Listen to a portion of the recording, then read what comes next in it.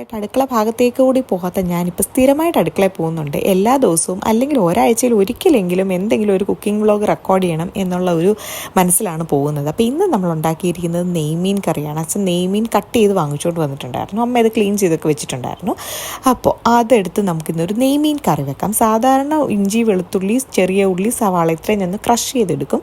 ഇപ്പോൾ കുഞ്ഞായ പിന്നെ കണ്ടുപിടിച്ചിട്ടുള്ള ഒരു എളുപ്പവഴിയാണത്. പക്ഷേ ഇപ്രാവശ്യം ഞാൻ ഓർത്തു അങ്ങനെ വേണ്ട, ഇഞ്ചി വെളുത്തുള്ളി മാത്രം ക്രഷ് ചെയ്തെടുക്കാം, ബാക്കി സവാളയും ചെറിയ ഉള്ളിയും കൂടെ നമുക്ക് ചെറുതായിട്ട് അരിഞ്ഞിട്ട് അതൊന്ന് വഴറ്റിയെടുക്കാമെന്ന് വിചാരിച്ചു. അപ്പോൾ അങ്ങനെ വഴറ്റിയെടുത്തിട്ട് അതിൻ്റെ അകത്തേക്ക് ഏറെ മീൻ ഉള്ളത് കൊണ്ടാണ് 4 സ്പൂൺ മുളക് പൊടി ഇടുന്നത്, ഒരു 1/2 സ്പൂൺ മഞ്ഞൾപ്പൊടിയും അതുപോലെ തന്നെ 2 സ്പൂൺ മല്ലിപ്പൊടിയും കുറച്ച് കുരുമുളക് പൊടിയും കൂടി ഇടുക. എന്നിട്ട് നന്നായിട്ട് ഇളക്കുക. ഇപ്പോൾ ഞാനാണെങ്കിൽ 4 സ്ലൈസ് പുളി എടുത്തിട്ടുണ്ട്.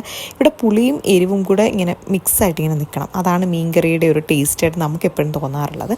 അപ്പോൾ ഉപ്പും ഞാൻ പാകത്തിന് ഇട്ടിട്ടുണ്ടായിരുന്നു കേട്ടോ. അതിനുശേഷം നന്നായിട്ട് തിളച്ച് വന്നപ്പോഴത്തേക്കും മീനും കൂടി ഇട്ട് കൊടുത്തു, വെള്ളം ഒഴിച്ച് തിളപ്പിച്ചിട്ട് മീനും കൂടി ഇട്ട് കൊടുത്തു. അപ്പോൾ ഇത്രയുള്ള നമ്മുടെ നെയ്മീൻ കറി എന്ന് പറയുന്നത് നല്ല കളർഫുള്ളാണ് കേട്ടോ. നമുക്ക് അടുത്ത വീഡിയോയിൽ കാണാം.